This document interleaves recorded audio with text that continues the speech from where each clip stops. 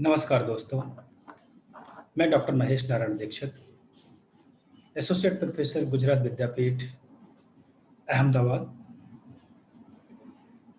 आज आपके सबके सम्मुख मूल्य शिक्षा जैसे महत्वपूर्ण विषय पर बातचीत करते हुए अत्यंत हर्ष और आनंद की अनुभूति कर रहा हूँ। दोस्तों, सर्वप्रथम मैं एचआरडीसी गुजरात यूनिवर्सिटी के इस कार्य की प्रशंसा करना चाहूँगा, जो कि इस पैंडेमिक परिस्थिति में भी अध्ययन अध्यापन की प्रक्रिया को जारी रखे हुए है। ऑनलाइन शिक्षण के माध्यम से refresher course, PhD course work, orientation programme जैसे अनेक महत्वपूर्ण और उपयोगी कार्यक्रमों के माध्यम से एचआरडीसी गुजरात यूनिवर्सिटी ने जो काम किया है और जो कर रहे हैं, उसके लिए वे साधुवाद के पात्र हैं। मैं उनकी प्रशंसा करता हूँ एक शिक्षक प्रशिक्षक होने के नाते, क्योंकि शिक्षक तभी खुश होता है जब शिक्षण का कार्य अबाध रूप से जारी रहे, परिस्थिति चाहे जो भी हो। हर एक परिस्थितियों में उसे अध्ययन अध्यापन की प्रक्रिया अगर चलती रहती है तो काफ़ी अच्छा और सुकूनदेह होता है। और इस संदर्भ में मैं अहमदाबाद में रहते हुए अपने आप को गौरवान्वित महसूस करता हूँ कि अहमदाबाद की गुजरात यूनिवर्सिटी की एक संस्था ने इस काम को बड़े ही अच्छे तरीके से किया है और वो कर रही है। इसके साथ ही मैं संस्था के प्रोफेसर जगदीश जोशी जी का भी आभार मानता हूँ कि उन्होंने मुझे इस कार्यक्रम में आमंत्रित किया और आप सबके साथ बातचीत करने का मौका दिया है। प्रीति मैयानी जी, जो कि प्रोफेसर एसआरडीसी में हैं, उनका भी मैं खूब खूब आभार व्यक्त करता हूँ कि उन्होंने मुझे आमंत्रित किया आप सबके सम्मुख अपनी बात को रखने के लिए, क्योंकि विषय इतना अच्छा कि जिस पर बोलना मुझे उतना ही प्रिय है जितना कि किसी भी अन्य कार्यक्रमों में जाना या उसके संदर्भ में बातचीत करना। लेकिन उन सब में अगर हम देखें तो विशेष मुझे आनंद की अनुभूति तब होती है जब मैं मूल्य पर या मूल्य के विषय में बात करूं या उसके बारे में सुनूं। तो आज एक मौका मिला है, आप सबको खूब खूब धन्यवाद। दोस्तों, जो विषय मुझे दिया गया है वो विषय है मूल्य शिक्षा 21वीं शताब्दी के संदर्भ में नई तालीम कैसे उपयोगी है या उसकी क्या उपादेयता है मूल्य शिक्षा के संदर्भ में। इस चीज को हाईलाइट करने के लिए, इस चीज पर बातचीत करने के लिए मुझे यहाँ पे आमंत्रित किया गया है। जैसा कि गुजरात विद्यापीठ, जो कि महात्मा गांधी के द्वारा आज से बराबर 100 वर्ष पहले स्थापित की गई थी 18 अक्टूबर 1920 में, उसमें आज भी गांधीयन वैल्यूज जीवंत रूप से विद्यमान है और उनके बताए गए मार्ग पर आज भी गुजरात विद्यापीठ नई तालीम का काम कर रही है। आप सब जानते हैं कि नई तालीम की संकल्पना ही महात्मा गांधी ने 1937 में वर्धा के सम्मेलन में दी थी। आइए विशेष बात हम करेंगे उसके बारे में। शुरुआत करते हैं मुद्दे से कि जो विषय मुझे दिया गया है और जो विषय मैंने शब्दबद्ध किया है वो कुछ इस तरीके से है जिसे हम अब अगले स्लाइड के रूप में देखेंगे। तो हम देखते हैं कि हमारा विषय क्या है और वो क्या कहता है। इस विषय के संदर्भ में हम अगर देखें तो पाएंगे कि नई तालीम a sound foundation of value education for 21st century.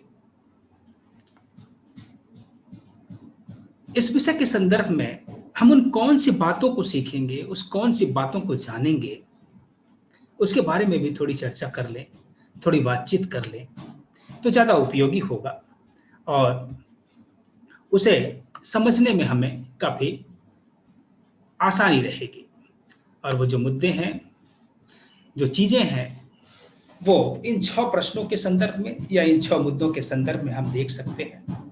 किस लेक्चर के माध्यम से जब हम बातचीत करेंगे या बातचीत के अंतिम पड़ाव पर पहुंचेंगे तो हम कौन कौन सी चीज़ों को सीख पाएंगे या किस चीज़ों की हम समझ बना पाएंगे, उसके बारे में यहाँ पे थोड़ा लिखा गया है, उसे मैं पढ़ता हूँ।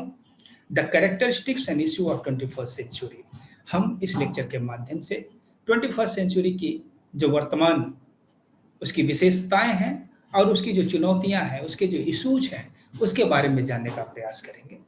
साथ ही वैल्यू एजुकेशन के बारे में, उसके मीनिंग के बारे में, उसके कंसेप्ट के बारे में भी समझने का हम प्रयास करेंगे।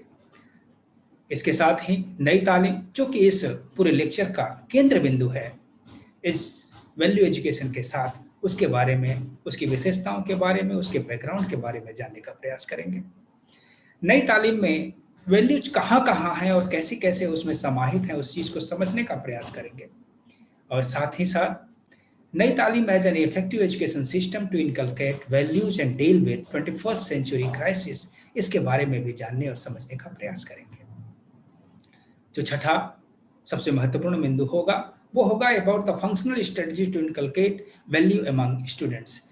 एक शिक्षक के रूप में, एक शिक्षक के रूप में हम ये जानने का प्रयास करेंगे, समझने का प्रयास करेंगे कि क्रियात्मक रूप से वैल्यू एजुकेशन को अगर हमें बच्चों में इनकलकेट करना है तो वो कौन कौन सी स्ट्रेटजीज हो सकती हैं जो कि नई तालीम से निकल के आती हैं, इसके बारे में भी हम समझने का प्रयास करेंगे। दोस्तों, सबसे पहले बात हम करेंगे 21st सेंचुरी की।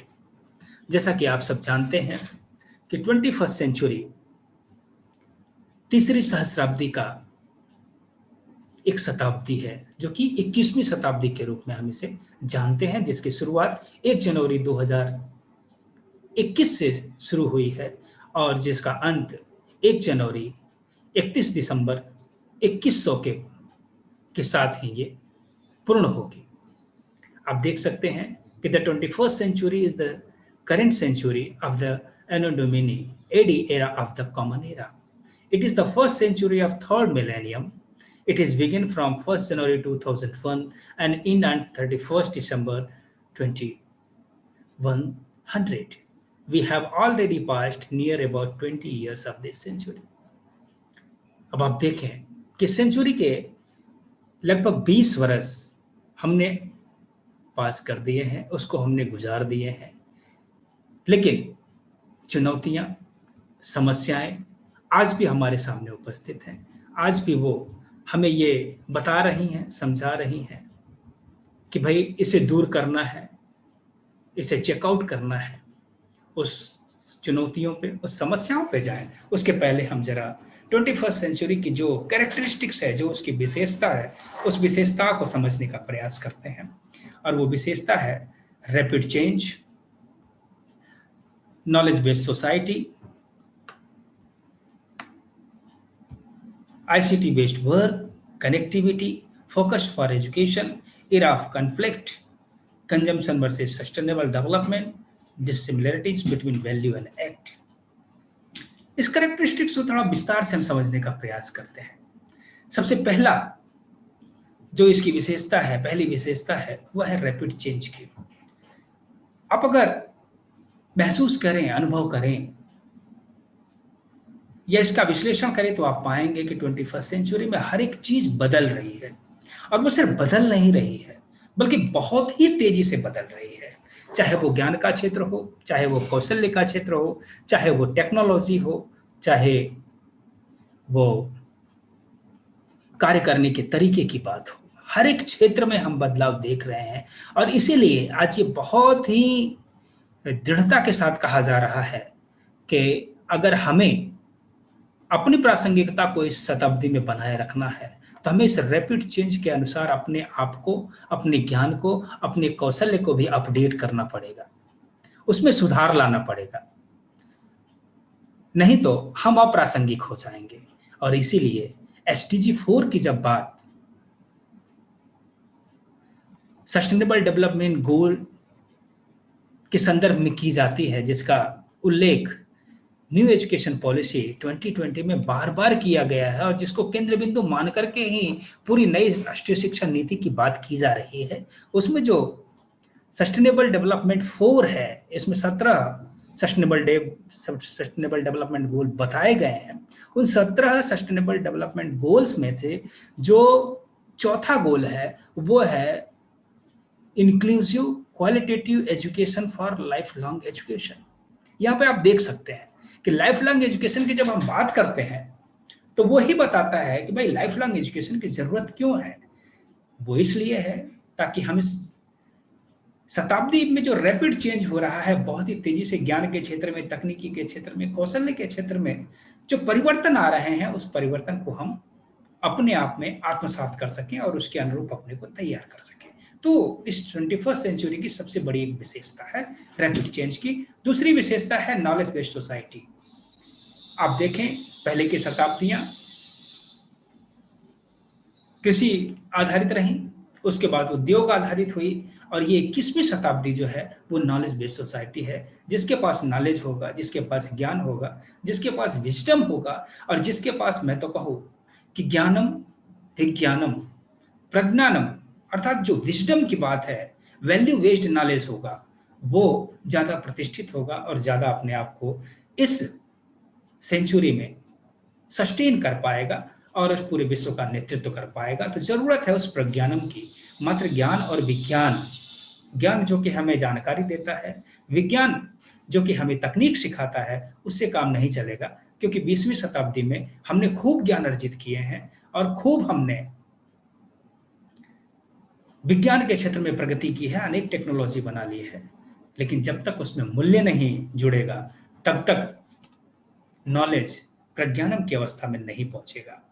तो नॉलेज बेस्ड सोसाइटी बनाने के लिए, मूल्यनिष्ठ सोसाइटी बनाने के लिए, ज्ञान युक्त, वो ज्ञान जो कि वैल्यू के साथ, विवेक के साथ युक्त हो, वैसी सोसाइटी बनाने पर ये फोकस किया जा रहा है। और उस पर बार बार, हमेशा, हर सम्मेलन में, हर बात में, हर मंच से इस बात को दोहराया जा रहा है।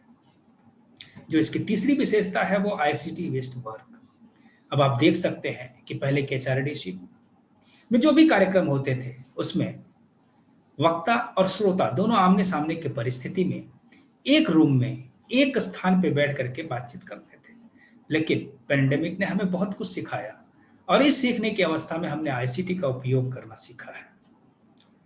किसी एचआरडीसी में, मुझे ये कहते हुए आनंद हो रहा है कि किसी एचआरडीसी में ऑनलाइन लेक्चर का यह मेरा पहला अनुभव है। ऐसे मैंने फेस टू फेस लेक्चर दिए, लेकिन ये वीडियो के माध्यम से, वीडियो रिकॉर्डिंग के माध्यम से, ऑनलाइन के माध्यम से, ये मेरा पहला अनुभव है। और काफी अच्छा है, क्योंकि इससे मैं अपने आप को पुष्ट कर पाया हूं, और आप सब इससे जुड़े हैं, तो आप भी अपने आप को समझ सकते हैं कि आईसीटी बेस्ड वर्क अब ये हो रहा है। और ये जो मात्रा है, ये जो इसकी तकनीक है, इसकी जो गुणवत्ता है, वो और बढ़ेगी, इसमें कमी नहीं आने वाली है। तो आईसीटी को अपनाने की जरूरत है। कनेक्टिविटी, 21st सेंचुरी कनेक्टिविटी का दौर है। आईसीटी के माध्यम से, अन्य विशेष माध्यमों से, क्योंकि अब हमारी ट्रेनें, हमारी जो पहुंचने की गति है, चलने की गति है, वो बढ़ी है, हमारी बातचीत को पहुंचाने की गति बढ़ी है। तो जो कनेक्टिविटी है, वो कनेक्टिविटी हमें आईसीटी के द्वारा और नवीन टेक्नोलॉजी के द्वारा हमारी कनेक्टिविटी बढ़ी है, एक दूसरे के संपर्क हमारे बढ़े हैं। और जब संपर्क बढ़ते हैं दोस्तों, तो उसमें कन्फ्लिक्ट कम भी होते हैं और नए कन्फ्लिक्ट का जन्म भी होता है। क्योंकि हम जितने एकाकी होते जाएं, हमारे द्वंद्व कम होते जाएंगे, लेकिन वो जीवन शून्य हो जाएगा। जीवन में जीवंतता रहे, इसके लोगों से मिलना जरूरी है, उस कनेक्टिविटी की बात जरूरी है। और जब कनेक्टिविटी होगी, जब बातचीत होगी, तो सिर्फ संवाद ही नहीं होगा, उसमें विवाद भी होगा, उसमें कुछ परेशानियां उत्पन्न होंगी, और उन परेशानियों को दूर करने के लिए ही तो शिक्षा की व्यवस्था की गई है, मूल्यों की स्थापना की गई है, ऐसे मापदंड बनाए गए हैं जो कि इस 21वीं शताब्दी की इस विशेषता से उत्पन्न होने वाले कॉन्फ्लिक्ट को, द्वंद्व को, समस्याओं को, इश्यू को दूर कर सके। Focused for education, 21st century में का जो सस्टेनेबल डेवलपमेंटल गोल है, उसमें एजुकेशन पे बहुत महत्व दिया गया है। और ये 21st सेंचुरी की विशेषता भी है कि साक्षरता, लिटरेसी पर न केवल संयुक्त राष्ट्र संघ बल्कि प्रत्येक राष्ट्र अपने देश में एजुकेशन को बढ़ाने पर जोर दे रहा है। इसलिए, और भारत जैसे राज्य में, भारत जैसे राष्ट्र में तो एजुकेशन को बहुत ही महत्व दिया जा रहा है, और इस पे खूब काम हो रहे हैं। और अभी अभी जो एनएसओ, नेशनल स्टैटिस्टिकल ऑर्गेनाइजेशन जो है, उसने एक रिपोर्ट जारी की। उस रिपोर्ट में उसने बताया कि भारत की जो साक्षरता दर 2001 में 74.4% थी, वो अब बढ़कर के 77.7% हो गई है। तो ये एक बधाई की बात है। अब सिर्फ हम 23% दूर हैं 100% लिटरेसी से, लेकिन हमें तो बात करनी है एजुकेशन की, क्योंकि 21st सेंचुरी में एजुकेशन पे फोकस किया जा रहा है। इसके साथ ही साथ आप देख सकते हैं कि एरा ऑफ कन्फ्लिक्ट, ये जो शताब्दी है वो कन्फ्लिक्ट की है, द्वंद्व की शताब्दी है, क्योंकि अभी हम ज्वाइंट में हैं, पुराना छोड़ नहीं पा रहे और नए को पकड़ने की पूरी चाहत है, और जब तक पुराना छूटेगा नहीं, नया अच्छे से पकड़ में आएगा नहीं। तो वो क्या है, कन्फ्लिक्ट कहाँ कहाँ है? जो 3 कन्फ्लिक्ट बहुत ही मेजर रूप से हमारे सम्मुख आते हैं, वो है कंजप्शन वर्सेस सस्टेनेबल डेवलपमेंट। हम बात तो खूब कंज्यूम की करते हैं, लेकिन हमारा लक्ष्य सस्टेनेबल डेवलपमेंट का होता है, जिसमें त्यागपूर्ण उपभोग की बात की जाती है।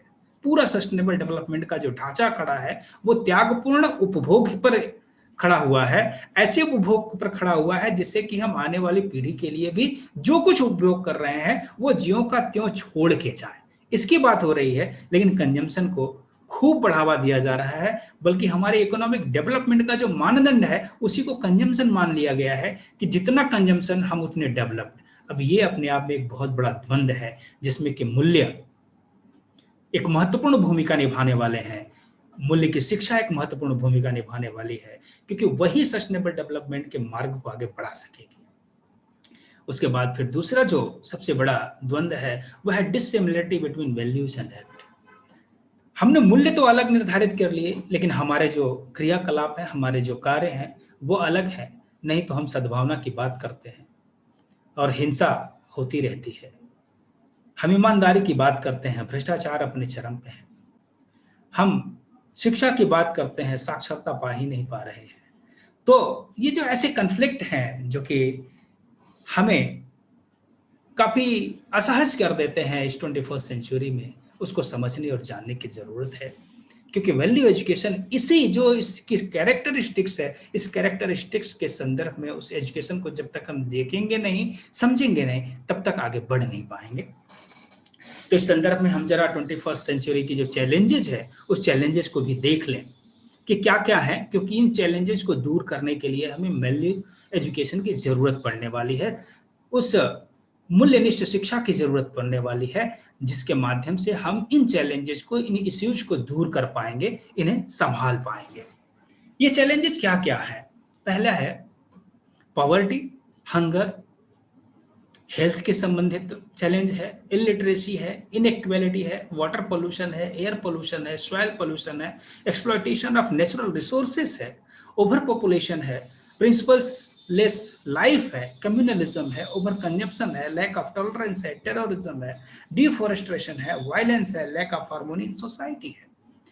अब आप देख सकते हैं कि मैंने सिर्फ 18 प्रमुख बिंदुओं को यहाँ पे रखा है, जो कि किसी भी मानव के लिए उसके गरिमापूर्ण जीवन जीने के लिए जरूरी होते हैं कि ये अपने सकारात्मक, ये जो समस्याएं हैं ये चीजें जरूरी हैं, लेकिन अपने सकारात्मक रूप में, जैसे कि गरीबी नहीं, बल्कि एक इतनी सुविधा होनी चाहिए हर एक व्यक्ति के पास कि वो आसानी से अपना जीवन निर्वाह कर सके।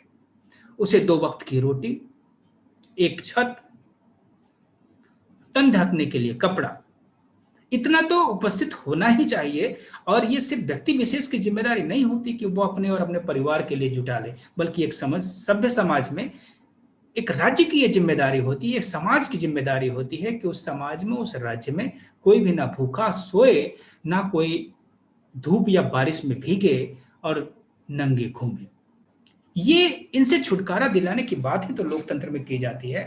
भाई राज्य की स्थापना तो इसीलिए हुई ना कि हम भूख, अन्न और वस्त्र की जो हमारी मूलभूत आवश्यकता है उसको हम पूरा कर सके एक दूसरे के पारस्परिक सहयोग से। पॉवर्टी आती क्यों है? गांधी जी ने कहा था कि पृथ्वी पर रहने वाले हर एक व्यक्ति की आवश्यकताओं को पूर्ण करने में पूर्णतः समर्थ है, लेकिन किसी भी एक व्यक्ति के लालच को पूर्ण करने में यह समर्थ नहीं है। तो यहां आप देख सकते हैं कि जो गरीबी की बात है वो अनइक्वल डिस्ट्रीब्यूशन ऑफ वेल्थ की जो समस्या है उसकी वजह से ये जन्मी हुई है, और इस बात को लोगों ने समझना शुरू कर दिया है और इसलिए इस पर ध्यान दिया जा रहा है। हंगर की भी बात मैंने की, गुड हेल्थ भी होना चाहिए, लिटरेसी तो बहुत ही मूलभूत प्राथमिक आवश्यकता है किसी भी सभ्य समाज के लिए, वो भी 21st सेंचुरी के समाज के लिए। तो ये लिटरेसी चलेगी नहीं। गांधी ने भी कहा था भारत के संदर्भ में कि निरक्षरता को मैं भारत का कलंक मानता हूं। इसी प्रकार से आप देख सकते हैं कि बाकी जो समस्याएं हैं, जो इश्यूज हैं, वो समस्याओं को अगर हम क्लासिफाई करें, ये समस्याएं समाज से संबंधित है, पर्यावरण से संबंधित है, इकोनॉमी से संबंधित है, वैल्यू सिस्टम से संबंधित है, राजनीति से संबंधित है और स्वार्थ से संबंधित है।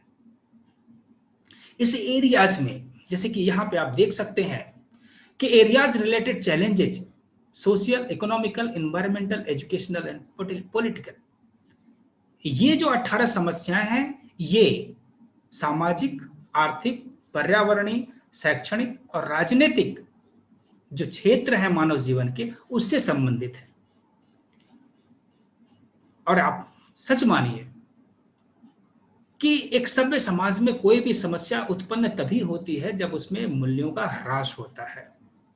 जब तक मूल्य मानदंड के रूप में व्यक्ति का मार्गदर्शन करते रहते हैं, तब तक समस्याएं उत्पन्न नहीं होती हैं। समस्याओं का उत्पन्न होना तभी शुरू होता है जब वो मानदंड ढीले पड़ने लगते हैं, लोग उसकी उपेक्षा करने लगते हैं, उसकी अवहेलना करने लगते हैं। और इस अवहेलना की वजह से, मूल्यों को छोड़ देने की वजह से हमारे सामने जो क्राइसिस ऑफ कॉन्फ्लिक्ट हुए, क्राइसिस अपने आप में एक बहुत बड़ी समस्या है, लेकिन जब क्राइसिस ऑफ कॉन्फ्लिक्ट हो, द्वंद्व का क्राइसिस हो जाए, द्वंद्व अपने आप में एक ऐसी चीज उत्पन्न कर दे, तो बहुत ही मुश्किल हो जाता है। और इस द्वंद्व को, इस क्राइसिस को, जो कि द्वंद्वों की क्राइसिस है, उसे आप इस संदर्भ में देख सकते हैं कि व्हाट वी वांट, हम चाहते क्या है 21st सेंचुरी में, हमने लक्ष्य क्या बना रखे हैं और हम कर क्या रहे हैं। इन दोनों चीजों को अगर हम देखें तो हमें क्या लाएगा कि हमने पीस को यहां पे सी करने की जरूरत है, PEACE, पीस को हमने महत्वपूर्ण माना है, शांति हमें चाहिए, लेकिन हमने दिया क्या, कर क्या रहे हैं, वायलेंस कर रहे हैं। कोऑपरेशन, हम सहयोग चाहते हैं, लेकिन कर क्या रहे हैं, कंपटीशन, वो भी गला काट स्पर्धा जिसे कहते हैं ना, कि एक के सर पर पैर रख करके हम आगे बढ़ने की पूरे फिराक में है, जबकि ये कोऑपरेशन के लिए उचित नहीं है। स्वस्थ प्रतिस्पर्धा हो ये ठीक है, लेकिन अनुचित तरीके से, अनुचित साधनों का प्रयोग करके जब हम प्रतिस्पर्धा करते हैं तो कोऑपरेशन का नहीं, कहीं ना कहीं से अपने आप सहयोग की जो भावना है कहीं ना कहीं अपने आप मरने लगती है। कोलैबोरेशन, आपसी पारस्परिक सहयोग से आगे बढ़ने की बात हम कर रहे हैं। और यहाँ पे हमारा जो कार्य है वो बताता है कि हर एक व्यक्ति अपने अपने इंडिविजुअल ग्रोथ के पीछे पड़ा हुआ है, बाकी दुनिया जहां जाना हो जाए, लेकिन मेरा विकास होना चाहिए। चाहते हैं हम हार्मोनी इन सोसाइटी, हमें हार्मोनी इन सोसाइटी चाहिए, लेकिन हम केयरलेस हैं। हमारे सामने सड़क पे एक बंदा एक्सीडेंट होता है और वो पड़ा हुआ है, तड़प रहा है, हम उसकी केयर नहीं करते। हमें अपने उस स्वार्थ पर पड़ी होती है जो कि ये कहती है कि इसके पास मत जाना, अन्यथा समय भी खर्च होगा और मानसिक तनाव भी होगा। वहां पे हार्मोनी कैसे आएगी? ये तो मैंने एक छोटा सा उदाहरण दिया। इक्वालिटी की हम बात करते हैं, समानता की बात करते हैं, लेकिन जाति के नाम पर, ज्ञाति के नाम पर, संपत्ति के नाम पर, शहरी और ग्रामीण के नाम पर हमने भेदभाव का एक ऐसा बाड़ा खड़ा किया है जिसमें कि एक स्वस्थ समाज में कहीं से भी समानता हमें दिखलाई नहीं पड़ती है। हम बात करते हैं सस्टेनेबल डेवलपमेंट की, और हमने जो पूरा ताना बाना विकास का खड़ा कर रखा है वो सिर्फ और सिर्फ हमारा सूचकांक ये बताता है कि हमने इकोनॉमिक डेवलपमेंट कितना किया, और वो इकोनॉमिक डेवलपमेंट फोकस होता है सिर्फ फिजिकल डेवलपमेंट, कि भौतिक रूप से, साधनों के रूप में, संसाधनों के रूप में हम कितने विकसित हो गए। यही हमारा महत्वपूर्ण मुद्दा होता है, यही हमारे फोकस का मुद्दा होता है। इसके साथ हेल्दी इन्वायरमेंट हम चाहते हैं। हम चाहते हैं कि स्वच्छ पानी मिले, स्वच्छ वायु रहे, हम चाहते हैं कि अच्छी जमीन हो, लेकिन हमारे जो क्रियाकलाप हैं वो इसके विपरीत है। हमने पानी का इतना दोहन किया कि जल का भूगर्भ स्तर ही खत्म हो गया। हमने नदियों को इतना प्रदूषित किया कि पीने योग्य पानी भी नहीं रहा। हमने इतने संसाधनों का उपयोग किया, ऐसी फैक्ट्रियां लगा ली, ऐसे कार चलाना शुरू कर दिया, ऐसे मोटर का उपयोग करना शुरू कर दिया और इतनी ज्यादा मात्रा में किया कि आज एयर पॉल्यूशन से हमें कभी कभी तो दफ्तर भी बंद करने की जरूरत पड़ जाती है, काम रोक देना पड़ता है, प्रकृति के उस खूबसूरत नजारे को भी हम नहीं देख पाते हैं। अभी एक छोटा सा उदाहरण, पेंडेमिक पीरियड में जब लॉकडाउन शुरू हुआ तो उसके 20 दिन के अंदर ही पंजाब के एक प्रांत से हिमालय की वो पहाड़ियां दिखलाई पड़ने लगी, जो कि बहुत पहले तो दिखलाई पड़ती थी, लेकिन एयर पोल्यूशन की वजह से वो दिखलाई पड़नी लगभग दशकों से बंद हो गई थी। उसको देख करके लोगों में इतनी खुशी हुई। वो हुआ क्यों? क्योंकि हमने कंजम्पशन रोक दिया था, जिसकी वजह से जो नेचर है वो अपने आप खिलने लगी थी, प्रकट होने लगी थी। तो अगर हेल्दी एनवायरनमेंट चाहिए तो हमें ईशावास्योपनिषद के उस मंत्र को याद तो रखना ही पड़ेगा, जिसमें यह कहा गया है कि त्याग त्यक्तेन भुंजीथा मा घृतः कस्य स्विद्धनम्। सवाल यह है कि ये जो क्राइसिस हैं, ये जो कॉन्फ्लिक्ट हैं, ये जो प्रॉब्लम्स हैं, इनको दूर कैसे किया जाए, इसके पीछे के कारण क्या है। उन कारणों को अगर हम समझना चाहें तो पाएंगे कि over emphasis on economic development, जो इकोनॉमी को बढ़ाने की हमारी जो चाहत है, अर्थ को बढ़ाने की जो हमारी चाहत है, उसने हमें पीछे ला करके खड़ा कर दिया है। हम भौतिक रूप से तो बहुत आगे जा रहे हैं, लेकिन सामाजिक रूप से, मानवीय रूप से, मूल्य के रूप से हम बहुत ही पीछे चलते चले जा रहे हैं, क्योंकि हमने एकांगी मार्ग पकड़ रखा है इकोनॉमिक का, आर्थिक विकास का। तो इससे हमें दूर होना पड़ेगा, संपोषी विकास की दिशा में, जिसे हम टिकाऊ विकास भी कहते हैं, जिसे हम सस्टेनेबल डेवलपमेंट कहते हैं, उस तरफ आगे बढ़ना पड़ेगा, क्योंकि sustainable development is the key factor of 21st century. It is declared by UNESCO too, and Government of India is also decided to fulfill all 17 SDGs Sustainable Developmental Goals to achieve till 2030. 2030 तक इस sustainable development के जो 17 parameter बताए गए हैं, उनको प्राप्त करने के लिए भारत सरकार ने भी लक्ष्य रखा है। तो इकोनॉमिक डेवलपमेंट की सिर्फ बात करके, एकांगी डेवलपमेंट की बात करके ऐसा नहीं हो सकता। Lack of quality of education,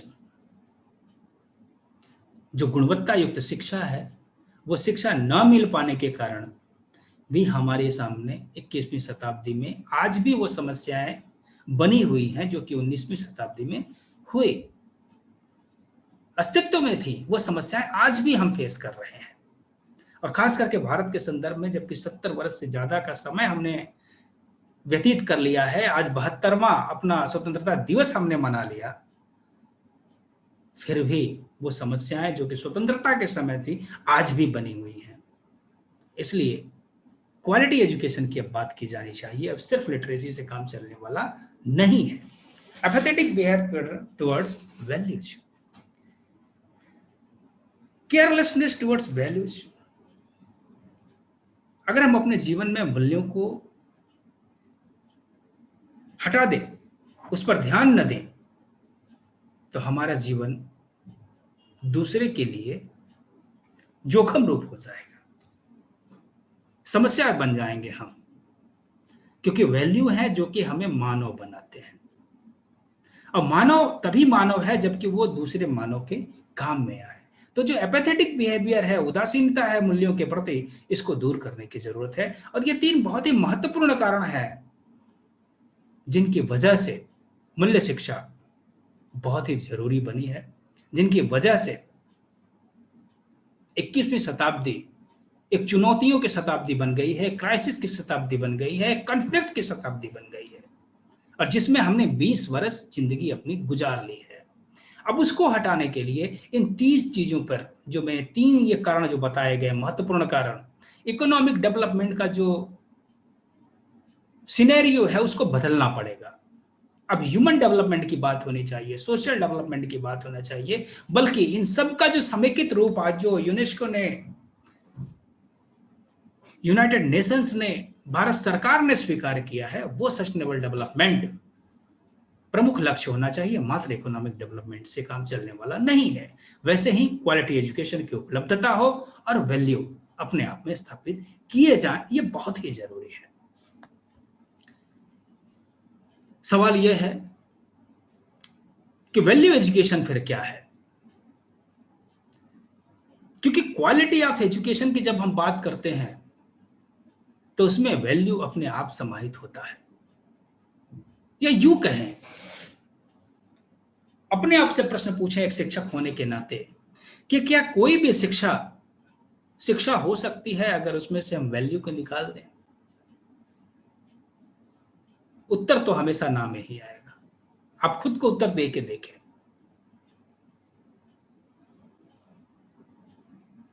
क्योंकि शिक्षा का मतलब ही है चरित्र निर्माण, शिक्षा का मतलब ही है सामर्थ्यवान बनाना, शिक्षा का मतलब ही है मूल्यवान बनाना, शिक्षा का मतलब ही है समाजोपयोगी बनाना, शिक्षा का मतलब ही है राष्ट्र के लिए उपयोगी बनाना। शिक्षा अपने आप में तो एक साधन है। वास्तव में जो शिक्षा का लक्ष्य है, वो शिक्षा का लक्ष्य तो वो वैल्यूज ही है ना। वो चाहे इकोनॉमिकल वैल्यू हो, चाहे वो सोशल वैल्यू हो, चाहे स्पिरिचुअल वैल्यू हो, रिलीजियस वैल्यू हो, पॉलिटिकल वैल्यू हो। इन वैल्यूज की प्राप्ति, इनका कैरेक्टराइजेशन, चरित्र में इनका समाहित हो जाने की जो प्रक्रिया है, वही तो शिक्षा है। फिर हम वैल्यू एजुकेशन की बात क्यों करते हैं? क्योंकि जिस चीज की कमी होने लगती है उसको फिर जोड़ा जाता है, उसको याद किया जाता है। हम शिक्षा में से मूल्यों को भूलते जा रहे थे। हम शिक्षा को सिर्फ चतुराई का माध्यम समझने लगे थे। हम शिक्षा को सिर्फ स्वार्थ परता की बात में देखने लगे थे। हमने शिक्षा से सिर्फ लॉजिकल डेवलपमेंट की बात सोच ली थी। इसलिए पुनः पुनः कहने की जरूरत पड़ी कि वैल्यू एजुकेशन बहुत जरूरी है, वैल्यू एजुकेशन बहुत जरूरी है। और इस वैल्यू एजुकेशन को समझने के लिए, उससे भी पहले हमें यह जरूरत है कि हम ये भी समझें कि वैल्यू का मतलब होता क्या है। तो आइए समझते हैं कि वैल्यू का मतलब क्या होता है। आप यहां पे जैसा कि लिखा हुआ देख सकते हैं कि value comes from the Latin words valere, which means to be of worth और टू बी स्ट्रांग। वैल्यू शब्द जो है लैटिन शब्द से आया हुआ है, जिसका अर्थ ही होता है मूल्यवान होना, वर्थ, एक सत्व होना अपने आप में, टू बी स्ट्रांग, स्ट्रांग बनने के लिए। The word value was used by German philosopher Friedrich Nietzsche in 1880। औपचारिक रूप से ऐसा नहीं है कि मूल्य शब्द जो है वो पहले था ही नहीं, लेकिन शिक्षण के क्षेत्र में, शिक्षा के संदर्भ में मूल्य का सर्वप्रथम उपयोग 1880 में नीत्शे ने किया, जो कि अस्तित्ववादी एक दार्शनिक थे। Nietzsche used this word in plural form to denote belief and attitude what were personal and subjective. उसने मानव के उस विश्वासों को, उस मनोवलन, या जिसे हम उसके विचार कह सकते हैं, किसी एक खास संदर्भ में जो उसके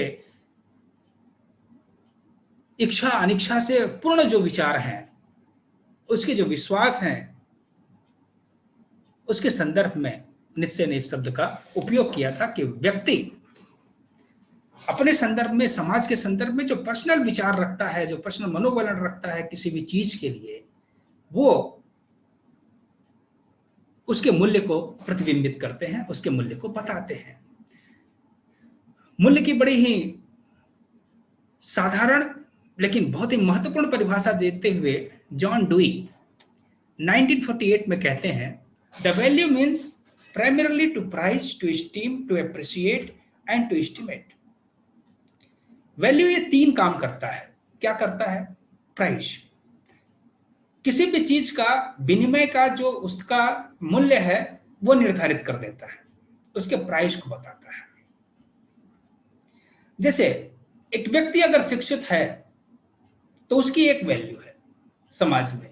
अगर व्यक्ति साक्षर नहीं है, शिक्षित नहीं है, तो उसकी एक वैल्यू है, और वो वैल्यू समाज में उसकी उपयोगिता के संदर्भ में हम जब देखते हैं, किसी खास काम के संदर्भ में देखते हैं, तो उस वैल्यू में हमें अंतर नजर आता है, उसके मूल्य में अंतर नजर आता है, और उसको जो वेतनमान दिया जाता है उसमें भेद हो जाता है। तो ये जो प्राइस निर्धारण का काम करता है वो वैल्यू के द्वारा होता है। वैल्यू बताती है कि इनका मूल्य क्या होगा, इनका वर्थ क्या होगा, इनको कितना दिया जाएगा, टू स्टीम, सम्मान कितना मिलेगा, ये वैल्यू निर्धारित करती है। टू अप्रेज, उसकी प्रशंसा के संदर्भ में वैल्यू निर्धारित होती है। टू एस्टिमेट, उसके जजमेंट के बारे में, उसको एस्टिमेट करने के बारे में ये उपयोग में लाई जाती है। तो वैल्यू वो एक खास अमूर्त घटक है जिसके आधार पर किसी व्यक्ति, वस्तु, विचार के प्राइज, उसके प्रति सम्मान की भावना, उसकी प्रशंसा की मात्रा और उसकी उपयोगिता को निश्चित करने का काम किया जाता है। वैल्यू को जरा हम फिर से एक बार समझने का प्रयास करते हैं दूसरे शब्दों में। A fair return or equivalent in goods, service और money for something exchanged. Value तब दिखलाई पड़ती है जब हम किसी भी चीज को या सेवा को या किसी मुद्रा को हम एक्सचेंज करते हैं, उसको विनिमित करते हैं, बदलते हैं परस्पर, तो उसमें से भी एक वैल्यू निकल के आती है, उसकी एक कीमत होती है। और ये कीमत हमेशा द्रव्य में मिले ये जरूरी नहीं है, ये कीमत हमें प्रशंसा के रूप में भी प्राप्त होती है, दूसरे के द्वारा सेवा के रूप में हमें प्राप्त होती है, सामान के रूप में भी प्राप्त होती है। वैल्यू का मतलब होता है वर्थ, यूटिलिटी और इंपॉर्टेंस। वैल्यू जो है वो वर्थ को, उसकी उपयोगिता को और उसके महत्व को ध्वनित करती है, जिसमें होती है वो। वैल्यू एक न्यूट्रल चीज है, लेकिन ये वैल्यू जब किसी व्यक्ति, वस्तु या विचार के साथ जुड़ती है, उसमें कुछ खास गुण आते हैं, तो वो जो गुण है वो उसके वैल्यू को निश्चित करती है। The regard that something is held to deserve the importance, worth, usefulness of something. वही बात कि किसी व्यक्ति, वस्तु, विचार की जो उपयोगिता है, उसकी जो महत्व है, उसकी जो इच्छनीयता है, ये उसके वैल्यू को बताती है। ये तो वैल्यू के वो अर्थ हुए जो कि शब्दकोशीय अर्थ है, लेकिन इसके कुछ सामाजिक अर्थ होते हैं वैल्यू के। वैल्यू सिर्फ महत्व, यूटिलिटी, वर्थ इससे ही संबंधित नहीं है, बल्कि वैल्यू अपने आप में एक मापदंड है, एक ऐसा पॉइंट है जहां से जज किया जाता है किसी व्यक्ति को। Principles are standards of behaviour. व्यक्ति जो व्यवहार करता है उस व्यवहार का वो एक सैद्धांतिक पक्ष होता है, जो कि स्टैंडर्ड, एक मापदंड स्थापित करता है व्यवहार का, जिसके आधार पर व्यक्ति की जीवन की गुणवत्ता को मापा जाता है, उसे समझा जाता है। कुछ डिफिनेशंस हम देख लेते हैं। इसके संदर्भ में 3 महत्वपूर्ण डेफिनेशंस हमने यहाँ पे रखे हैं, उसे समझने का प्रयास करते हैं। Value is that what satisfied human desires, urban ने कहा। बड़ी ही छोटी सी परिभाषा, जो मानव के संतोष को, उसकी इच्छाओं को संतुष्ट करती है। मानव के संतोष को हम मूल्य के संदर्भ में देख सकते हैं, और वो भी संतोष कैसा, जो उसकी इच्छाओं की संतुष्टि से मिलती है, वो हम उसे वैल्यू कह सकते हैं। Value is that what satisfied human desire. मानव के इच्छाओं को जो संतुष्ट करे उसे हम मूल्य कहते हैं। बात भी सही है। हम किसी भी काम को मूल्यवान कब मानते हैं, या अपने किसी काम को मूल्यवान कब मानते हैं, जबकि उसके बदले में हमें सामने से कुछ मिले। अब वो मिलने में क्या क्या मिलता है, हमें उसके बदले में जो मिलता है वो धन मिल सकता है, उसके बदले में कोई वस्तु मिल सकती है, उसके बदले में कोई संकेत मिल सकता है, उसके बदले में मुझे कोई किसी की सेवा मिल सकती है, किसी की प्रशंसा मिल सकती है। तो ये जो मिला उसके बदले में, ये हमारी डिजायर है, हमने इसको चाहा था कि ये हमें मिले। अब जो वो उसके बदले में मिलता है तो हम कहते हैं कि yes, I am valuable because I satisfy my desire through my virtues, through my attributes, through my work. Because my work, attributes, and act are so valuable that fulfill our desire. ये value होता है। राधा कमल मुखर्जी की परिभाषा को जरा हम समझने का प्रयास करते हैं।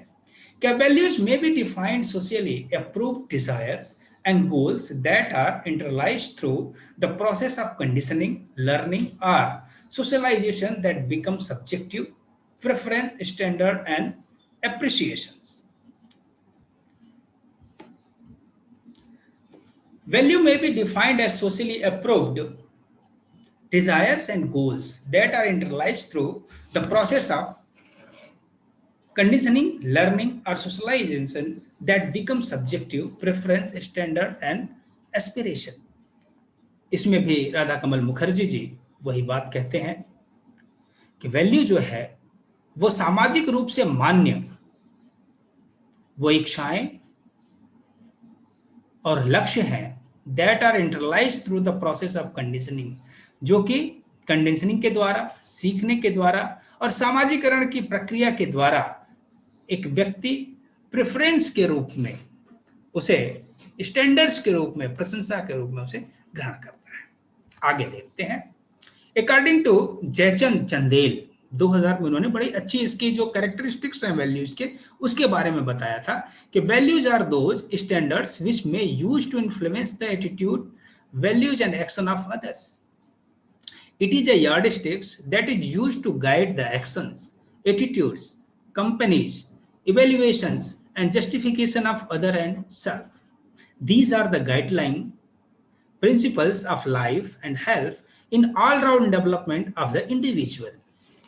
Values are the ideals, beliefs, or norms which is a society or a large majority of a society members hold for the development of the mankind. इसमें चार महत्वपूर्ण बातें कही गई। क्या क्या? कि values are those standards which may use to influence the attitude, values, action of the others. मूल्य वो मापदंड हैं जो व्यक्ति की एटीट्यूड को, उसकी मनोवृत्ति को, उसके मनोबलन को और उसके जो बिहेवियर है, उसका जो कार्य है, उसको वो प्रभावित करते हैं। मूल्य बताते हैं कि ऐसा करना चाहिए, ऐसा नहीं करना चाहिए, और हमेशा मूल्य ये कहते हैं कि ऐसा करना चाहिए। It is a yardstick that is used to guide the action, attitude, companies, evaluation and justification of other and self. ये जो है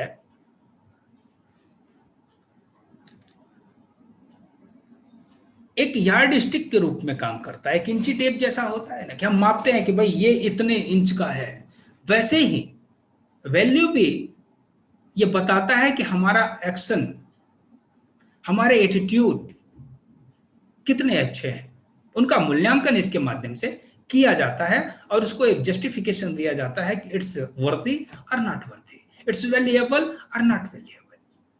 These are the guiding principles of life and help in all-round development of the individual. Values जो होते हैं, मूल्य जो होते हैं, वो एक गाइडिंग प्रिंसिपल्स के रूप में काम करते हैं जो कि मानव विकास में, मानव के निर्माण में एक महत्वपूर्ण भूमिका का निर्वाह करते हैं। Values are the ideals, beliefs or norms which is a society or large majority of society members hold for the development of the mankind. अगर समाज को आप बाहर कर दें तो वैल्यू अपने आप में खत्म हो जाएगा। वैल्यू एक सोशल एंटिटी है, सोशल घटना है, कंपोनेंट है, घटक है सोसाइटी का। इंडिविजुअल अगर व्यक्ति रहता है, अगर व्यक्ति को चांद पे भेज दें तो उसके लिए वैल्यू का कोई मतलब नहीं है, क्योंकि वो कैसा बोलता है, क्या करता है, इससे किसी दूसरे को कोई फर्क पड़ने वाला नहीं है और इससे उसको बदले में कुछ भी मिलने वाला नहीं है। तो वैल्यू जो होती है वो सोसाइटी से रिलेटेड होती है और सोसाइटी के लोगों द्वारा या सोसाइटी के माध्यम से जनरेट की जाती है। कैरेक्टरिस्टिक्स ऑफ वैल्यू को हम जरा समझने का प्रयास करें। इसमें 8 कैरेक्टरिस्टिक्स दी गए हैं। जिन चीज जो हमने अभी चर्चा की है, उस चर्चा के आधार पर इसे हम समझ सकते हैं कि value signify that eminence of individual or things which makes that individual or thing important, respectable and useful. This quality और एमिनेंस कैन बी इंटरनल और एक्सटर्नल और बोथ। ये जो वैल्यू है वो इंटरनल हो सकते हैं और एक्सटर्नल भी हो सकते हैं। No one is born with values or morality. Values are acquired, learned and developed in the context of one's experience or socio-cultural interaction in life.